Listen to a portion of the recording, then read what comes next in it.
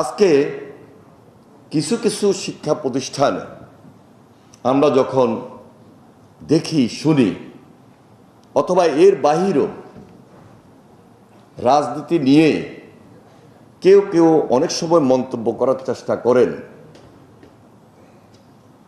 করার কিছু কারণও আছে। কিন্তু এই চ্যালেঞ্জটা কিন্তু ওই শিক্ষার্থীকে ওভারকাম করেই কিন্তু রাজনৈতিক টেবিলে আসতে হবে।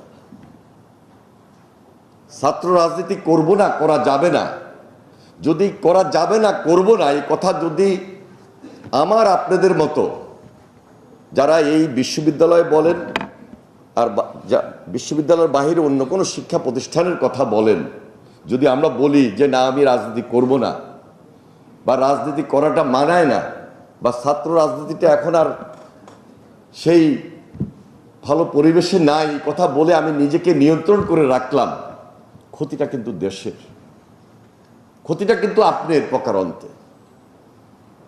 এই জন্য ছাত্র রাজনীতি করাটার মধ্যে একটা দেশের প্রয়োজনীয়তা আছে, পরিবারের প্রয়োজন আছে, সমাজের প্রয়োজন আছে।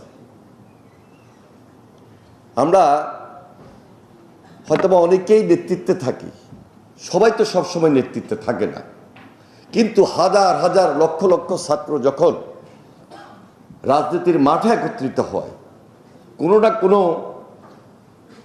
সংগঠনের সঙ্গে জড়িত থাকে, এটাও কিন্তু তার ছাত্র রাজনীতির একটা পরিচিতি যে আমি মেম্বার ছিলাম, আমি এই সাংগঠনিক তৎপরতায় এই দলকে সমর্থন করেছি, এটাও কিন্তু আমি যে ছাত্র রাজনীতি করেছি তার একটা বড় পরিচয়। এই পরিচয়টা থাকা উচিত, বিশেষ করে আমাদের দেশের মতো অনুন্নয়নশীল দেশেই এখনো বলবো, এখনো উন্নতর শিখরে আমরা এই বাংলাদেশকে নিয়ে যেতে পারি না। এটা হলো বাস্তবতা, পারি নাই। কেন? ওই যে হান্নান মাসুদ যে কথাগুলো তুলে ধরেছেন, যে কথাগুলো বলেছেন মাননীয় সংসদ সদস্য, এটা তো বাস্তব। যিনি ওই যে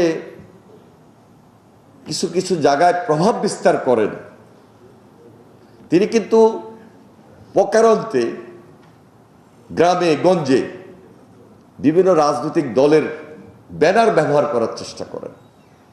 কিন্তু যখন এই যে বিশ্ববিদ্যালয় বা কলেজের শিক্ষার্থীরা খুব সচেতনমূলকভাবে একটা রাজনৈতিক অবস্থান নিজেকে নিয়ে সেখানে সম্পৃক্ত করতে পারবে, ওই খারাপ লোকটা সেখানে আর কাজ করার সুযোগ থাকবে না।